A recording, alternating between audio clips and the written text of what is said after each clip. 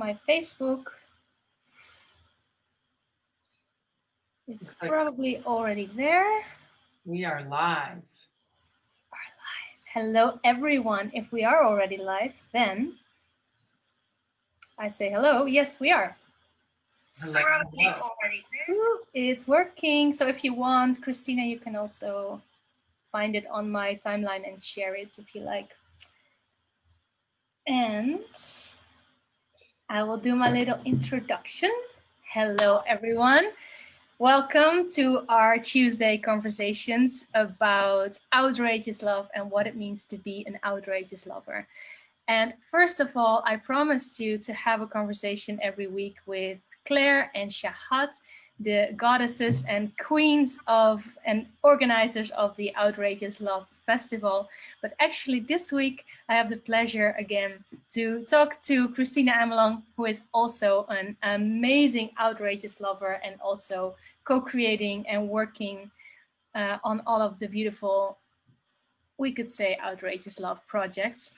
So today we are going to have a conversation about what it means to be an outrageous lover, and maybe if we're inspired specifically about how to be with outrageous pain within ourselves and with all the outrageous pain that is happening in the world today. So if you're feeling hopeless and powerless, stay tuned because you might get inspired here. So much inspiration. Yeah, thank you. One question, I looked at your page and I can't see it. Could you tag me on it so then I can... Oh my God, I have this thing. Okay, yes. Somehow all my posts are private, only me when I post them. So now I will make it public. I have to change the settings. So does that mean only no one has seen it so far?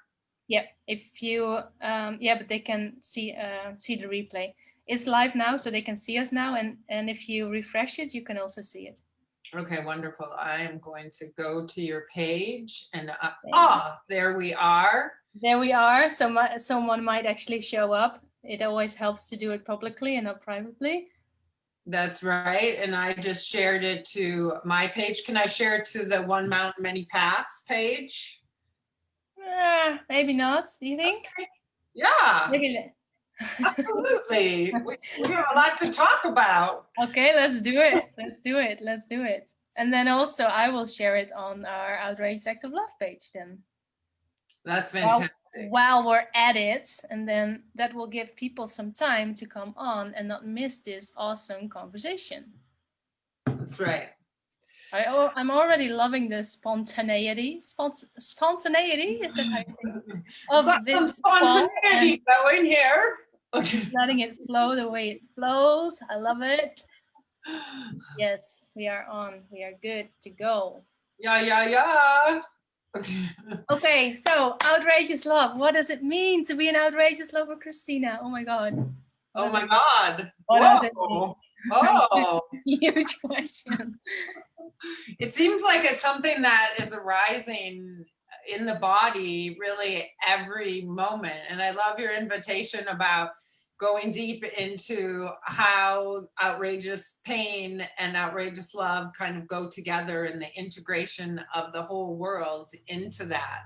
So one of the things I think about is how our sense organs and how our body and how living in the moment is so crucial to being an evolutionary mystic, to being an outrageous love activist, because if we're not fully embodied and fully sensing our environment, it's very hard to interface in a powerful way and to integrate our past, present, and future, right?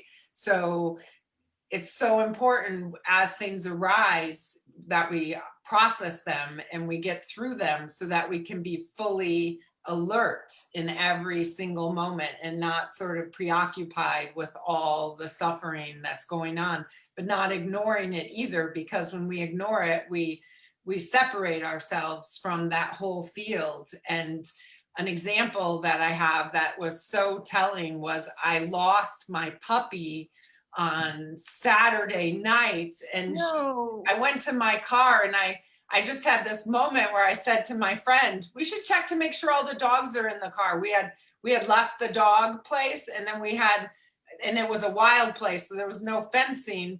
And then we had gone grocery shopping. And when we left when we were leaving from the grocery store, I said, we should check to make sure all the dogs are here, because sometimes I lose them. And I had only lost a dog once before, like 3 years prior, but there was that sense, right? And so we looked in the car to count the dogs, and there was a dog missing. It was crazy.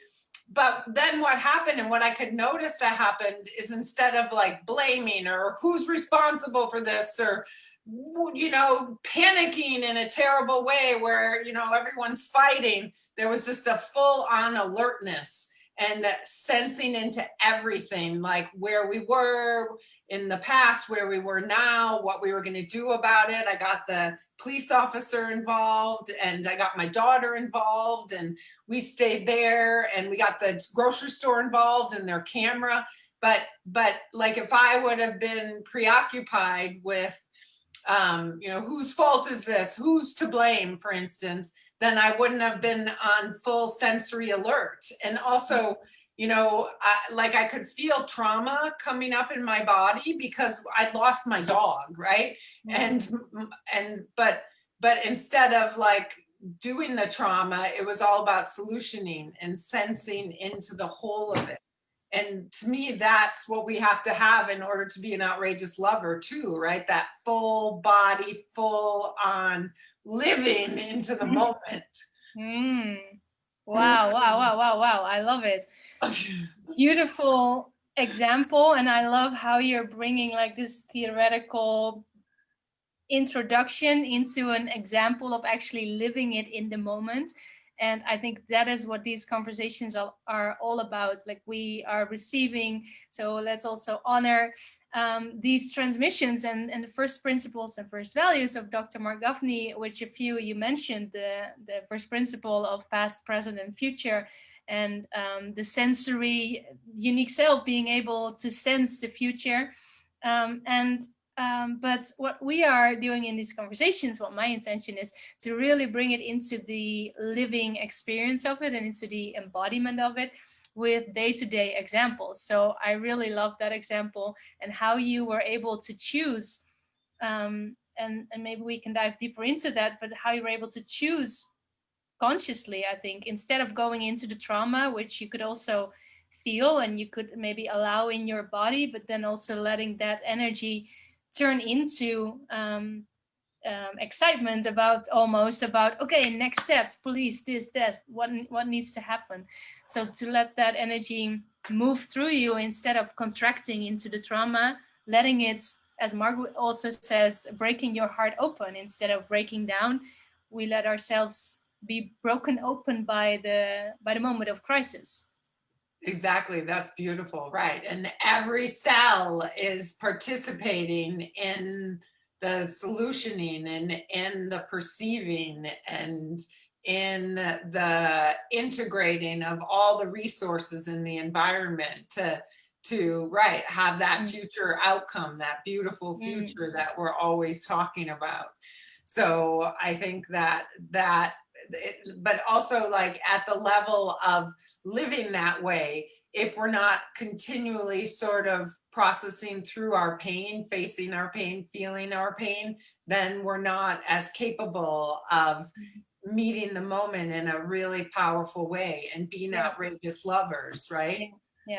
Yeah, that's also what I was talking to Chahat about last week, about allowing that pain and befriending the pain and seeing the pain as a teacher. So instead of running away from it, actually maybe even looking for it. And we spoke about hunting for it and being curious, like, where's the pain now? Where's the pain now? Where can I almost finding pleasure in the pain? And also in our connection, I love that we have this amazing sacred space between us where we can just break down and rip ourselves or let ourselves be ripped open by whatever is alive in the moment, and we can just go from crying to anger to every range of every emotion, and when we let it move through us, it actually only lasts like maybe 10 minutes, or then we burst out into laughter.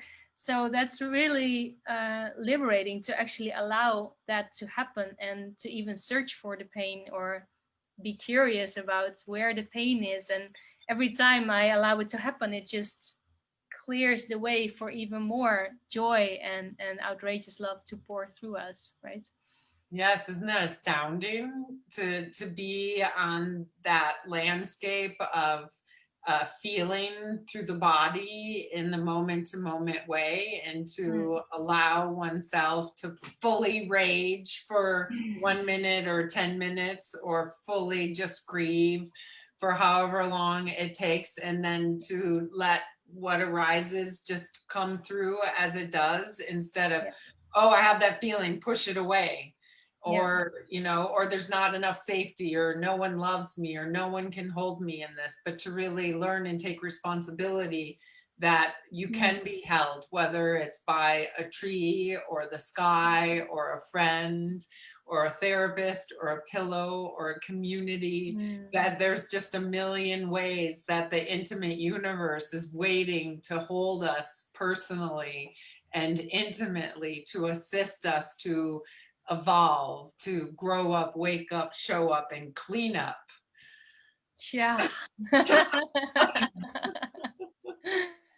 Gorgeous. Yes, beautiful. And I'm just wondering, when I'm thinking about myself, then like maybe 5 years ago, or gradually, I mean, a long time ago, I didn't have this experience of being held by the universe. I mean, it sounds very poetic, but I would just be like, fuck you, whatever. There is no fucking universe. Nobody is holding me. Or I was so contracted and in so much pain that I didn't even have the space to open up to that reality that I'm experiencing now, that everything is alive around me, and this cup can even be smiling at me like, drink me, and I'm like, I can just make love to the water. And so every time there is no loneliness, and if I do feel lonely, I just feel around me that I am held by the cosmos.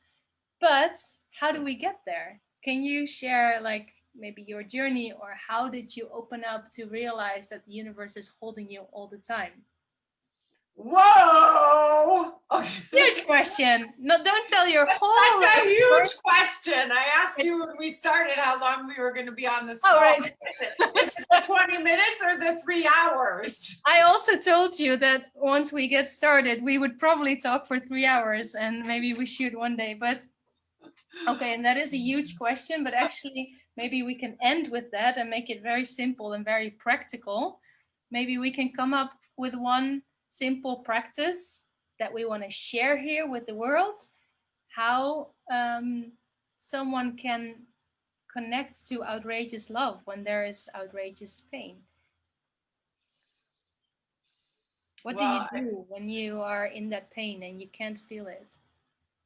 Well, to reiterate, it's so crucial to be able to feel the pain and to be willing to be vulnerable, and to know that there's mechanisms inside of us that will tell us that that's stupid, or we're stupid, or it's too dangerous, or to turn our brains on to blame or some coping mechanism that we've developed over years to avoid it. But any ways in which we can be with the pain in an evolving way, not in a stuck way, like, you know, no one loves me and they never will, and blah, blah, blah. But like to really somehow in a raw, intimate way, just let your heart feel it directly, to enter into direct intimacy with the pain. And by doing that, you give permission to your whole being, and you end up holding, like I often think of an exploding star. Like if I'm not willing to feel the intensity of pain, I can't access ancient time. And so the more I can really step into like really intense pain, the more I can really feel the whole of time and the whole of space.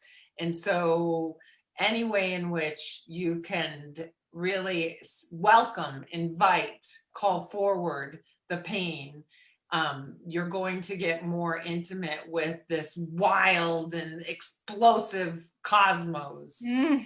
Okay. Ah, yes, that's beautiful, beautiful closure and reiteration of welcoming the pain. And we can all, even I can feel, even just setting that intention, I feel the what am I welcoming? It's a little bit scary, but if you're willing, let's actually set that intention and welcome the pain together, inviting pain into our lives as our teacher. And if you're experiencing pain right now, maybe physical pain or emotional pain or whatever kind of pain, allow it to move through you, and you can just consciously say yes to it. And you can even have a conversation with your pain or write letters to your pain, as our practice with Marc Gafni is writing outrageous love letters.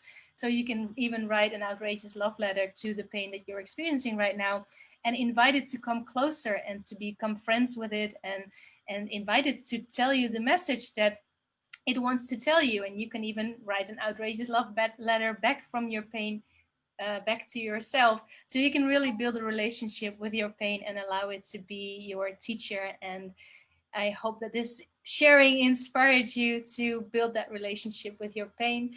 And before I totally end, is there anything you want to add to close this conversation? Well, I want to welcome people, since we're inviting them into their pain, to post their stories here. We will read them and respond and give you a hug, and also to gather in community in an intimate and safe way. And one of those options is our weekly writing to the Evolutionary Love Codes group that we can also post in the link as a option. And then we also gather in community every Sunday at noon Central Time. And that is a way to build your intimate network, to deepen your container to wake up, grow up, show up, and clean up. Oh my God, yes, that is a beautiful invitation. And that is a place to be, to let outrageous love pour through you and get inspired to lift your life up to the next level. Awesome. Thank you, thank you, thank you, Kristina. And again, thank you, Marc Gafni, for these beautiful, beautiful teachings. And next week, I will probably be with, I don't know, Claire or Chahat, talking about outrageous love. So you are so welcome to join us every Tuesday at 7 p.m. European time, which is what? In American time? Where are we? Noon Central Time, 1 p.m. Eastern Time, and 10 a.m. Pacific Time. And I also want to appreciate you, Krista, for holding this space and all the other things that you hold throughout the week. So thank you. Thank you so much. Bye. Ciao.